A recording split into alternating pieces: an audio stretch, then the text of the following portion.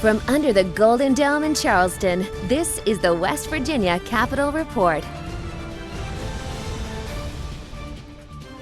Hello everybody and welcome to the Capitol Report. I'm Bill Laird along with Dave Perry, and again we have a great show lined up today. We have some of the best labor leaders and legislators from the state of West Virginia lined up to talk to us today. And we're joined by a good friend of the Capitol Report show, been with us on a number of programs in the past, and Elaine Harris with the Communication Workers of America, CWA, and Elaine, welcome to the Capitol Report show once again. And I'm not going to ask you how many times you've come to Racine over the years, but it is Labor Day, not only in the state of West Virginia, but across the great expanse of the great country we live in. And if you could just maybe from your perspective and long work on behalf of working families in West Virginia, you know, what does Labor Day mean to you, and why do we need to observe it?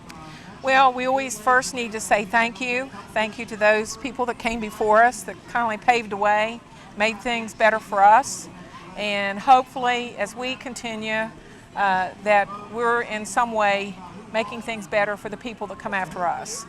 So it's always a day of celebration, but also at the same time a reminder to acknowledge and thank those that have made this all possible for us.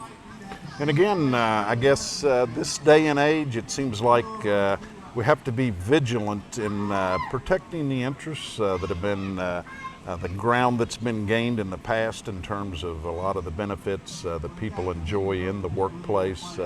Seems like, you know, you blink your eye, there's always somebody wanting to kind of squeeze out certain benefits in order to get a little more profitability in corporate America. And again, how important is it to stay alert to and protect those fundamental rights and benefits that have been earned by people that went before us? It's critically important, and you know, we've seen on a federal level the tax reform. And you know, while you know, the jury's still out on what that all means, I would pause to say that corporations did promise to reinvest in their workers to keep more jobs here in the United States. And we're seeing the opposite happen, where jobs are being offshored. Call centers are closing, which is near and dear to me, the people that work in these call centers. And we're just seeing things happen that when they corporate CEOs were testifying before Congress, what they promised and what's happening now is just not the same. Elaine, I know on the state level last year in the legislature, you had a piece of legislation that dealt with outsourcing or jobs going overseas. And like you said, when that telephone rings, rest assured you're not talking to someone in the United States. That's true, and what the bill would have done, it would have first let you know where you were calling to, and then if companies did choose to offshore, take their jobs out of the country, they would be put on a list that basically would say that they would not be eligible for any grants or any public assistance to the company. That makes sense because companies should be rewarded for creating jobs, keeping jobs here in the United States. Elaine, in addition to you know, your work as it relates to the communication workers, those types of things, you have long been involved in representing the interests of correctional officers throughout the state of West Virginia, many of whom I guess are members of the Communication Workers of America. And again, been some good solid steps forward in the last few years as it relates to pay levels and compensation, trying to build a pay ladder and a career track for our correctional officers. Still a little bit of work to be done, but where are we as far as you know, some of the reforms necessary to benefit our fine correctional officers in West Virginia? Well, the pay certainly has helped, and there's been a number of people that have now become employees of corrections, both uniformed and support staff. So it's helped, but we can't ever stop, because those people, the jobs they do, they're on the front lines each and every day. They're our public safety, and we have to be vigilant in helping them, as you said, Senator. So we got to keep talking. And then the other part of it is making the workplaces, the working conditions, the best they can be under those circumstances. And again, state troopers, you know, that whole public safety sector is such that, you know, the public needs to understand the pressures that come with those jobs and occupations. And, you know, I think we have an enlightened secretary that I think recognizes that in order to retain people, we have to build that kind of longevity, because I guess for so many years it was just a revolving door where retaining those employees was very difficult. Yes, we've worked with the Secretary of DMAPS, and together we have worked on good things happening. You know, we just seen, unfortunately, it was the 7th anniversary of our 2 state troopers that died, one instantly and then other some days later, and that being Corporal Marshall Bailey and Trooper Eric Workman. We send our heartfelt sympathies and thoughts and prayers to those families and all other families that are their loved ones were involved in public safety. Again, whether it's our law enforcement, state troopers, corrections, they're providing for our public safety, and we should forever be indebted to them. Elaine, Bill talked a few minutes ago about the career ladder, and that's been, what, 7, 8 years since we did something with that? And are we falling behind against the federal wages or not? Well, we were able to do the 3-year pay increase, and then in addition to that, last session, we were able to also get the across-the-board pay increase. You know, we had to work on that, but it came, and we got to keep working on those things. But we're not ahead of the feds. We're just trying somewhat to keep, you know, at bay. But I hope one day we can be up in pay with the federal employees. Right. Well, Elaine, unfortunately our time's running out, but one other quick question. Obviously we have an upcoming election in 2020. You know, from the perspective of organized labor and your long work in those areas, how important is the 2020 election and you know, people participating in our democracy? It is so important. Workers have been under attack. When we seen something that I never thought I would see in my lifetime, and that being our state being a right-to-work state. You know, all of the jobs were supposed to come. I'm still waiting. Yeah. I haven't seen that influx of jobs. To repeal a prevailing wage, which was it was a fair wage. And then to constantly see attacks on workers. It's not necessarily just the unions. They want to say the unions are the problem. The unions, for those that are fortunate to have a union, it's a makeup of those people. It's made up of people like you and I. That's union, U-N-I-O-N. And you know, it's people getting together and hopefully making life better. So this upcoming election is going to be so important, and I encourage, if you're a union member or not, you're a worker. And certainly the things that happen under the Gold Dome or in Washington, D.C. affect you. No doubt about it. Well, Elaine, again, you know, David and I both appreciate your great friendship over the years, and again, your never-ending work on behalf of working families in West Virginia, and happy Labor Day to you. And happy Labor Day to both of you all. Thank you, Elaine. Thank you. There you have it, Elaine Harris with the Communication Workers of America joining us here in Racine, Boone County as we bring you coverage of this event. So we're going to go ahead and take a break and be right back to the Capitol Report. So stay with us, everybody. Stay tuned. The West Virginia Capitol Report will be right back.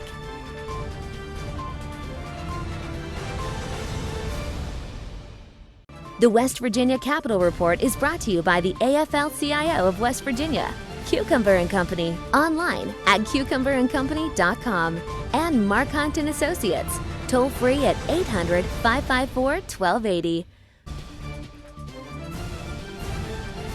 From under the Golden Dome in Charleston, this is the West Virginia Capitol Report. Welcome back to the Capitol Report as we continue our broadcast from Racine, Boone County. Again, it's Labor Day across the great state of West Virginia, and we're very pleased to be joined by a good friend, Sam Petsonk, a Democrat candidate for the office of Attorney General of the state of West Virginia. And Sam, welcome to the Capitol Report show. Thank you very much, Bill. It's good to be here. Thank you, Dave. Thanks, Sam. Okay, well, let's just start in general. Again, running for a constitutional office requires you to be a statewide candidate, and maybe just to open it up, if you could tell the people a little bit about who's Sam Petsonk, and what do you have in mind here, my friend? Well, I'll tell you exactly. I originally come from Morgantown, and I've lived just about everywhere across the state. I've never had the good fortune to live in the Eastern Panhandle, out in the Panhandle country, but I've lived in Charleston. I got after college, I did the AmeriCorps service program in Wyoming County, and got my start working in the coal fields there, on community development, on advocating for coal miners in black lung cases.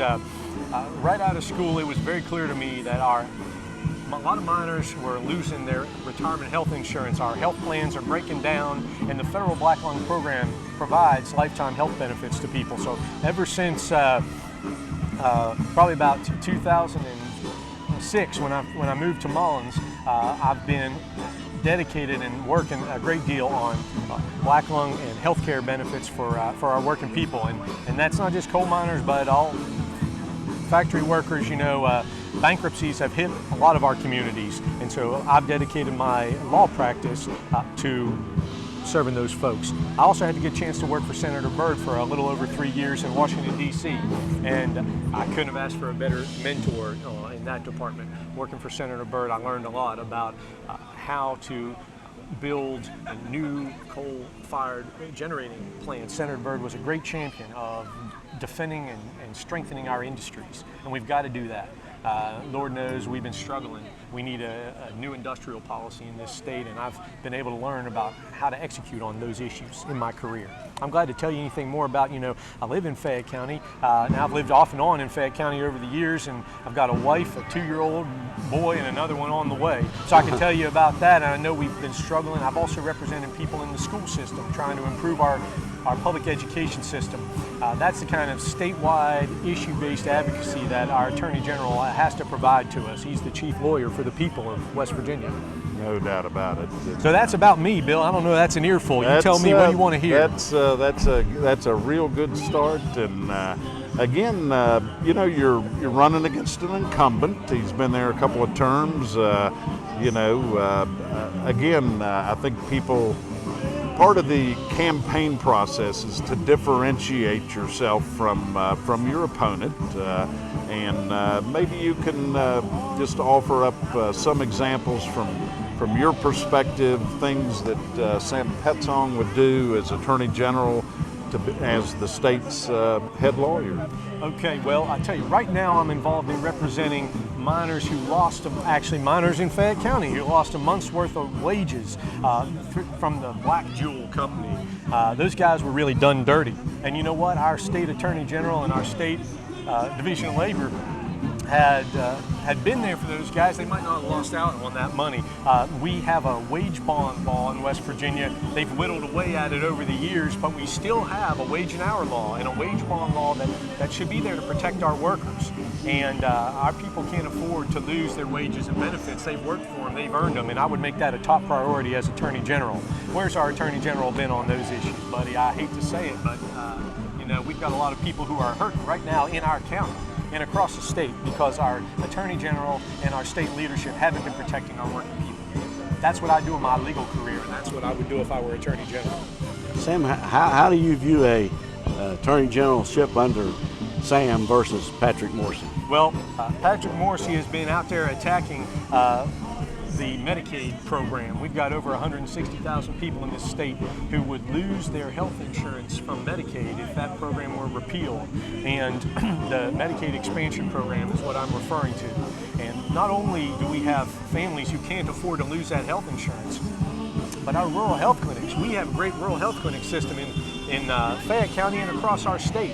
Those clinics rely on Medicaid and on Medicaid expansion. Our hospitals, think of all the people that work in hospitals across this state. We can't afford to lose that source of health insurance, and I would protect that health insurance. I don't understand why our Attorney General is out there trying to attack that source of income for our doctors, our nurses, all the staff that works throughout our clinics and our hospitals. It's essential to our communities, and I would protect that for our people.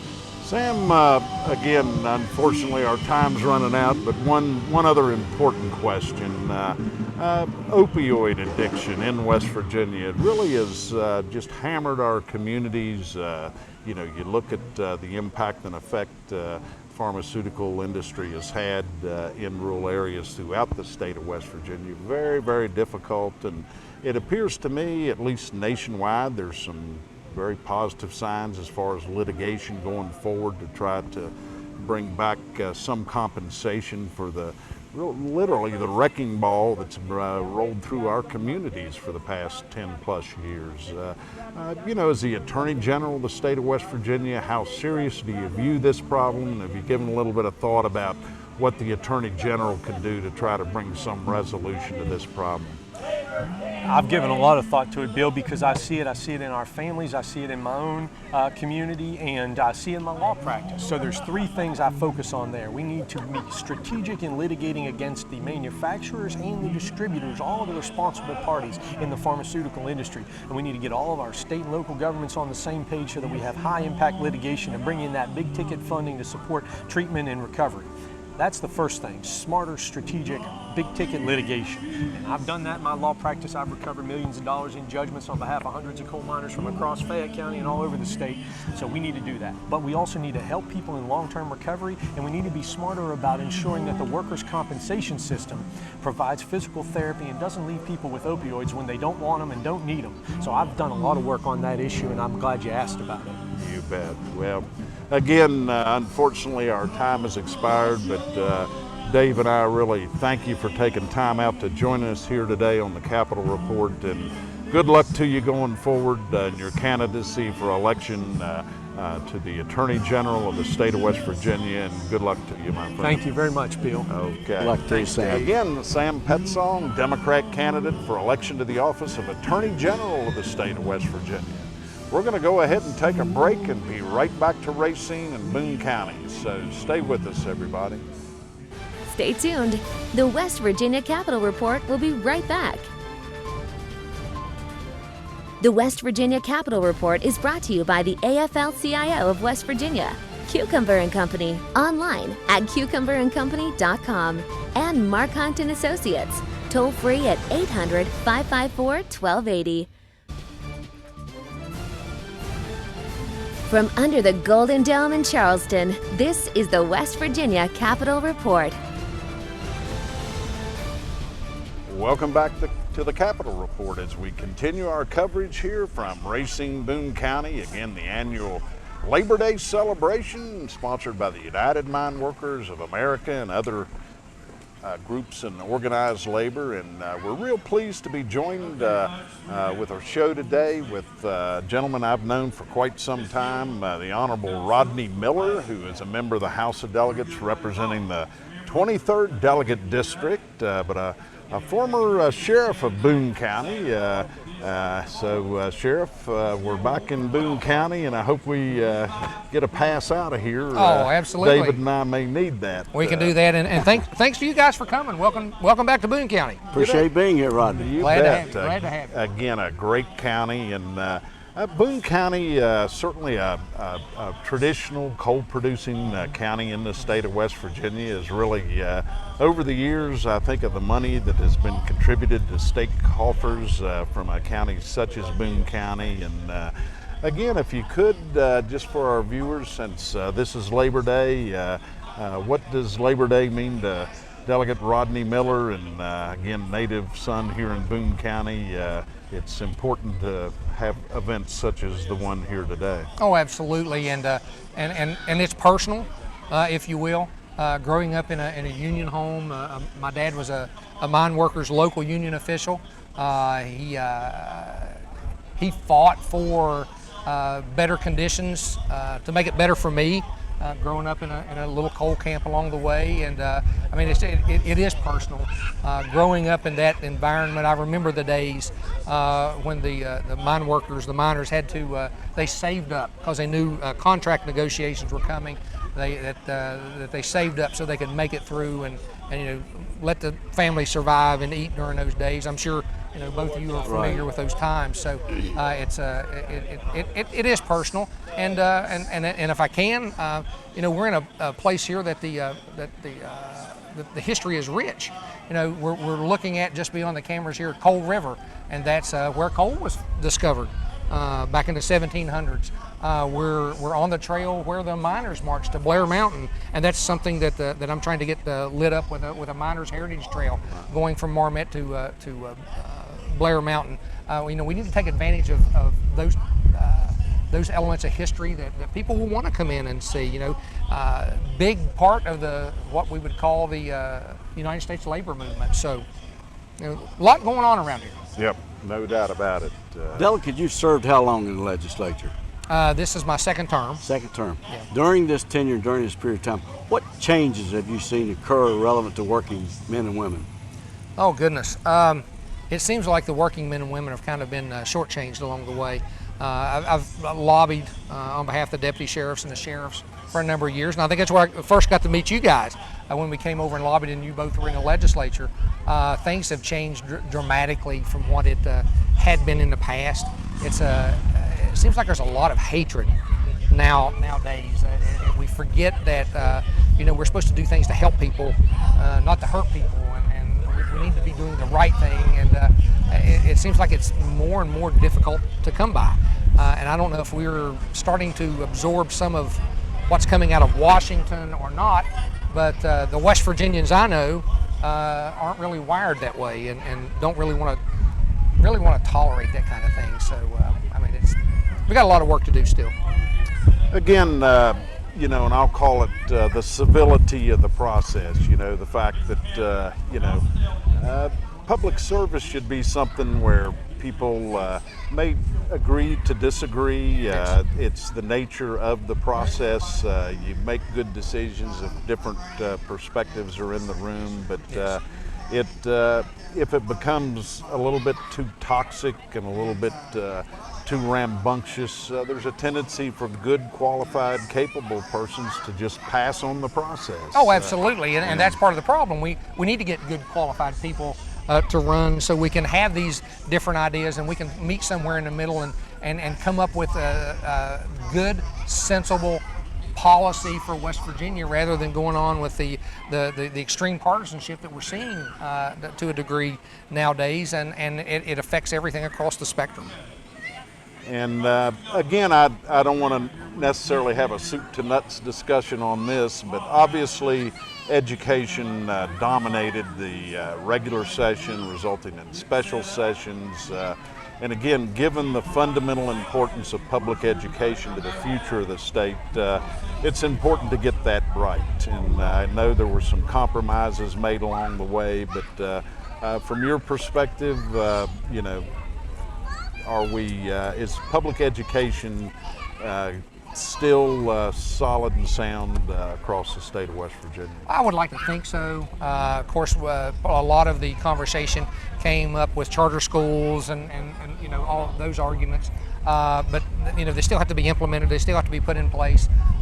We still have a state board of education. We still have qualified county boards of education. As you know, you deal with it every day. We've got people that really care, and it sometimes is a tiring moniker, but in effect, we are sending our greatest asset out of the state. My daughter, graduate of Marshall, went to University of Kentucky for a master's degree. She's teaching at a brand new high school in Georgetown, Kentucky. She didn't come back here. And when I asked her why would she not come back here, she said, well, Why would I? With the way everything is going and everything is so crazy, why would I? At the same time, my son graduated from WVU. I've got both major universities covered here, and he's starting his PhD. They're paying him to come to Penn State. So, will he come back with his profession? I don't know. He's going to be on the high end of things with biomedical engineering. So, again, our biggest and brightest are going out of here, but we're not seeing them come home. And I guess we all have a greed factor. And if I can say what my greed factor is, and I'm sure you'll agree with me, my greed factor is I want to see our kids come home. I want them back here. I want us to have good jobs. I want us to flourish and have the kind of life that we all grew up with and know how nice things can be in West Virginia. Stay tuned. The West Virginia Capitol Report will be right back.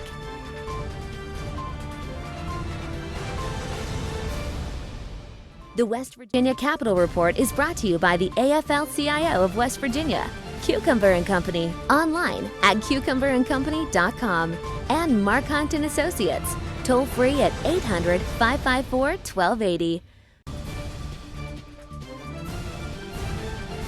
From under the Golden Dome in Charleston, this is the West Virginia Capitol Report. Again, welcome back to the Capitol Report as we close out today's show. Again, pleased to have brought you this programming from Racine, Boone County. Again, Labor Day celebration here in Racine. So, I'd like to thank you all for tuning us in each week. On behalf of co-host Dave Perry, I'm Bill Laird. Have a good week and goodbye, everybody. This has been the West Virginia Capitol Report.